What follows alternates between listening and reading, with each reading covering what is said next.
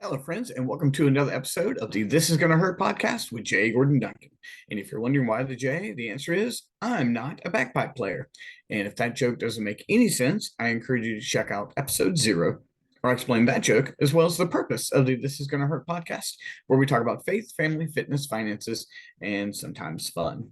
Well, friends, as always, I start each episode with big thanks. Thank you very much again. The feedback and the likes and the comments from last episode mean a ton. I really do appreciate it.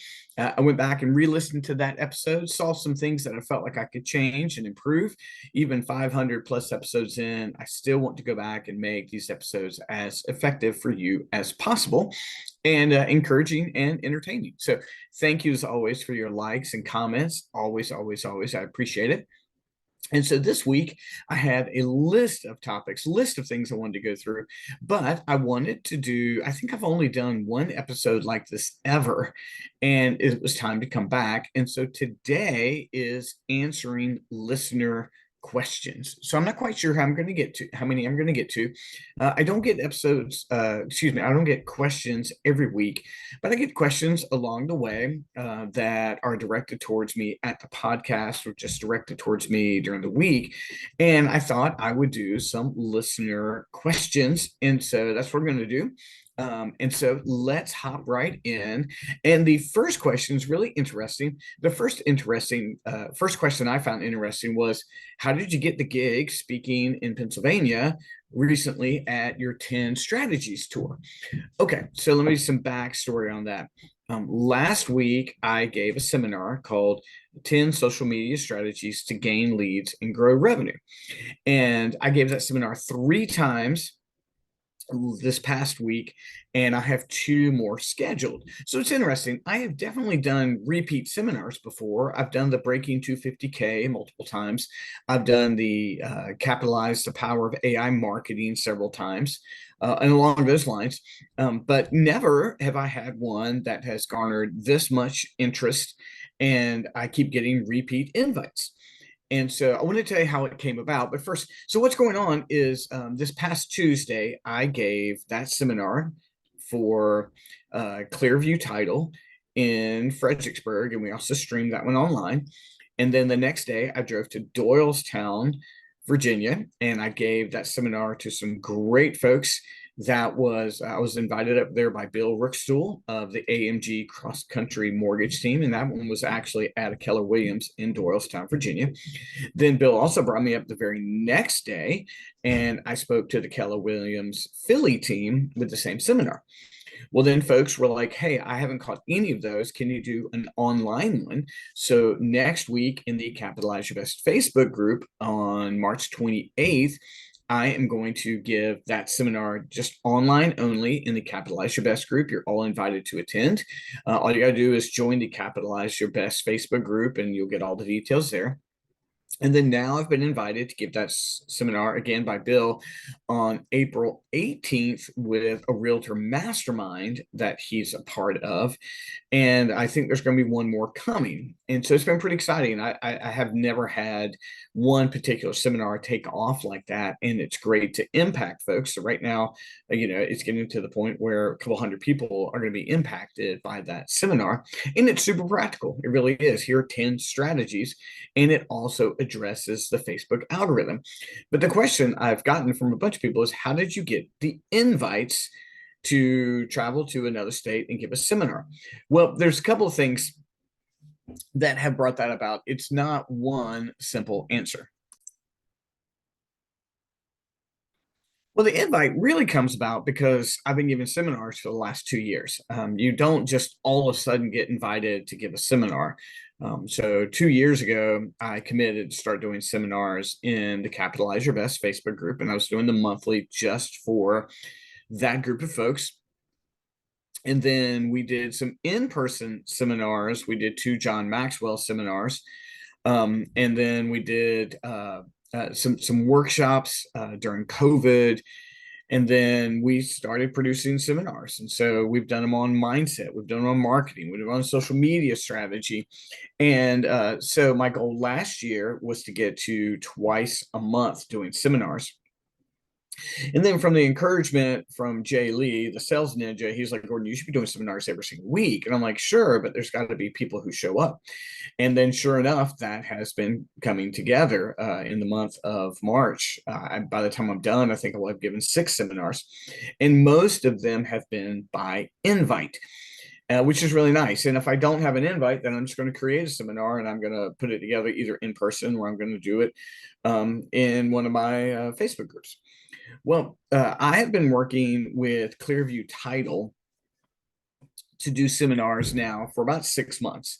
And they've invited me several times, been really gracious to speak. And that's been progressing.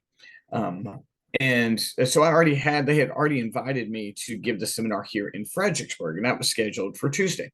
But Philadelphia was a little different. The way that came about is I've already been up to Philadelphia twice to speak. I spoke in December, and it was either January or February, and it came about this way. With the Capitalize Your Best 12-month program, you get free access to the Capitalize CRM, which is powered by Go High Level. And so we offer that just as a free resource to our clients, or some people just hire us out to manage their CRMs for them. And I have a wonderful partner in that, 2 wonderful ladies, Vanessa and Shins, who own Marketing Muse, and they support my efforts in that, and we are partners together. Well, Vanessa moved to Doylestown, Virginia, and rented a co-working space. And the co-working space is owned by Bill Rickstuhl. And so they wanted to have a seminar. And so they invited me up in December to do the AI seminar that I've done before. And so Marketing Muse was doing some CRM stuff, and then I spoke. And so met Bill there, met all the great folks up there, met Sarah Gibson up there, and I met Becky and Jeff, and just really great folks who I've gotten to know, become clients, who become friends. And that seminar went well. We got a good impact. It was a big crowd. And then Sarah Gibson, who works with the AMG cross country lenders team, then invited me to come up early this year to Allentown.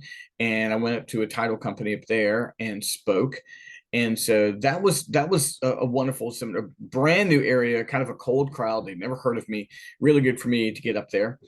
And so I had already been up there twice. Well, the seminars have been received well. And so the cross country team asked me, well, what are the seminars you have? And I told them, I said, well, I'll write a seminar for you anytime you want. But here are a list of ones I have. And they also chose the 10 strategies.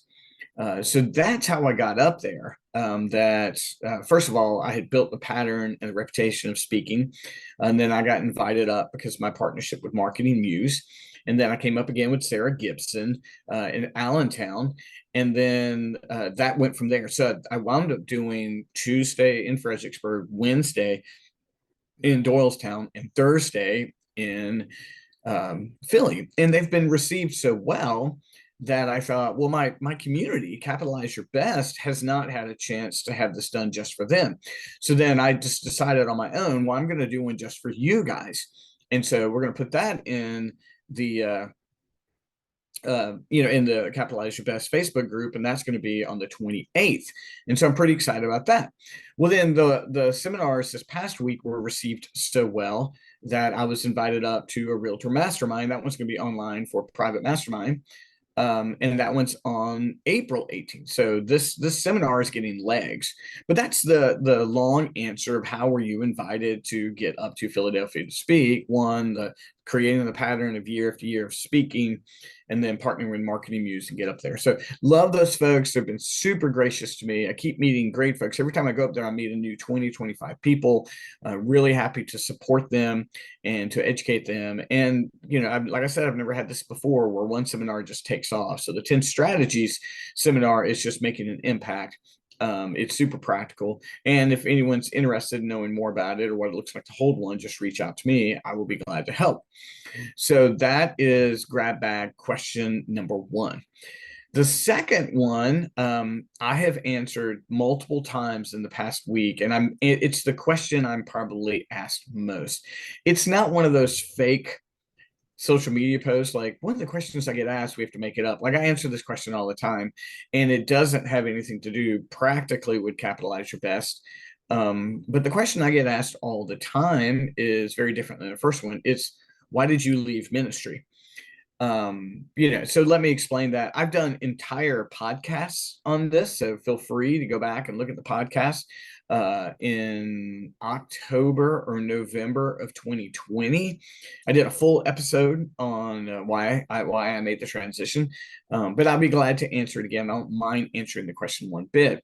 I think many of you know, maybe you don't all know, but I spent 20 years in ordained ministry, and I planted two churches beginning in 2005 through the end of 2020, so 15 years. And so I spent 15 years as a full-time pastor, and I was the assistant pastor at a couple of churches as well. And for the first church, I was a church planter. That's where you go to a town and start a church where one doesn't exist. And so for the first church plant, I was what was called bivocational, where you have two jobs basically. You're working as pastor, and then you're working also outside the church. And that's because when you plant a church, you've got to have funding. And if you don't have enough funding to work full time, you got to go make that up. And so back in North Carolina, primarily my second job was consulting with eye doctors because I had been a eye care manager. I managed a large clinic up in the RTP area, and then I was consulting with eye doctors to get through seminary. So I just continued that when I planted the church. So for the most part, during those 7 years in North Carolina, I was also bivocational. Well, when I came up to came up to Virginia, for the first few years, I didn't really do a whole lot of work, and that was part of my seizure battle and several other things, but then continued to do it. And in 2020, we just had to make a choice.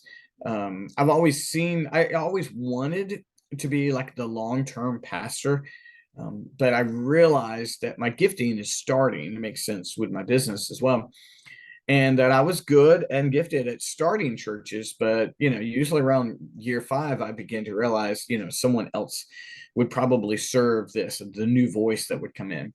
But I wasn't practically thinking those thoughts in 2020. What I was thinking is that I owned Capitalized Marketing, and it was doing pretty well, but I was also a pastor.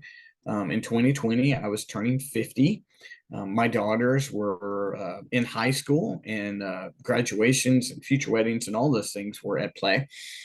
And during the lockdown portion of COVID, my family was recording our church services in the front living room. I was playing guitar and preaching.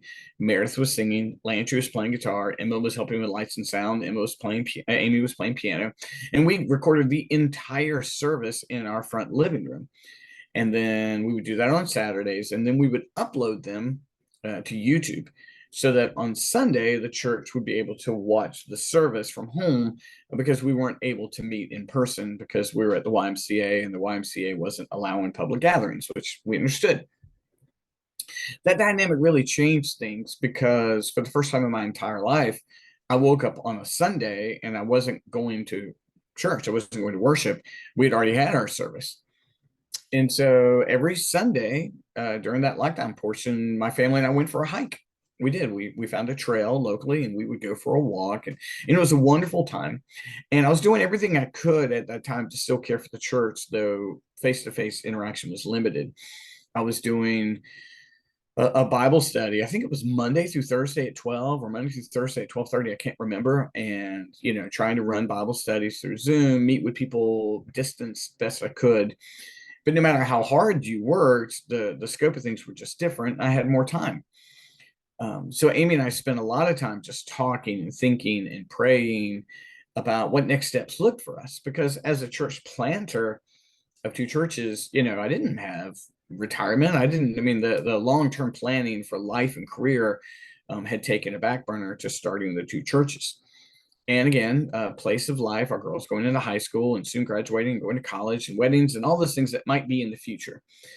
And then looking at my skill set, an honest assessment of what I was like as a pastor, and what I was most gifted at was starting churches. So then Amy and I were like, well, okay, well, does that mean we start another one? And what that meant was probably moving to a new town and starting another church. And we didn't really want to do that. We were at a place in life where our girls were coming close to the end of high school, and didn't want to make them start all over again. So going and starting another church didn't make sense.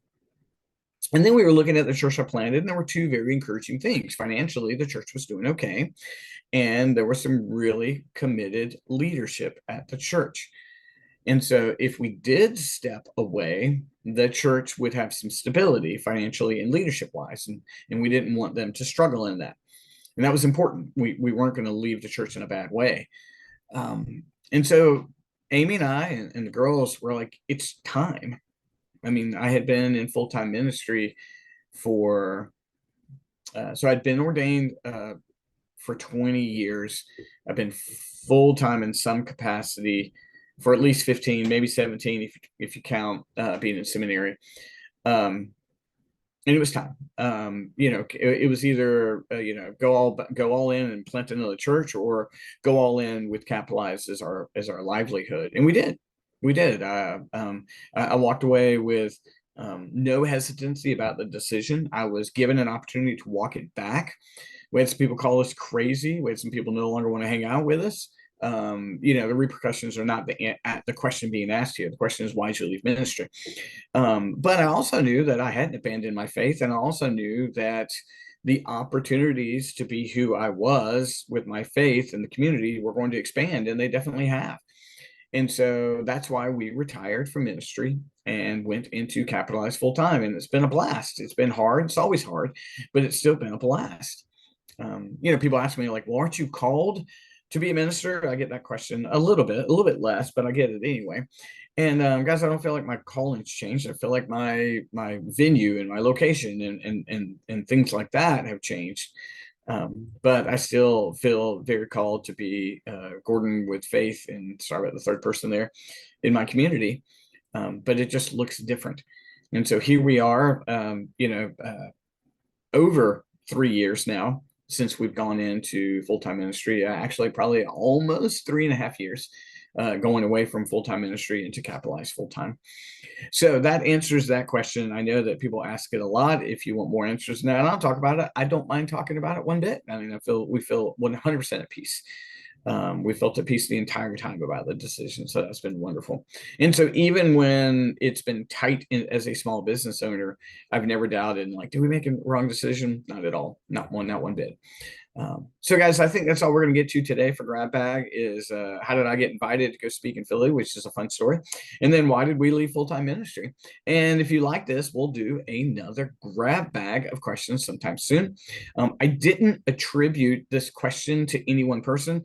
I wanted to, but I've been asked this question by multiple people, so it's not really possible to attribute it to one person. But I appreciate you guys listening. If you would like to attend the 10 Strategies seminar, it's going to be live in my Capitalize Your Best Facebook group. It's going to be 6:30 p.m. on March 28th. So you can go there and get the Zoom link. There will be a proper registration link in the next day or two. So please look for that. That helps me know who's there. And then anytime, if we do have another in-person one, I'll let you know very soon. Or as always, if you just want to get in contact with me or know more, you can go to capitalizeyourbest.com. That is capitalizeyourbest.com. I appreciate you watching and listening, and I can't wait to talk again soon, guys. Thanks so much, and we'll see you next week.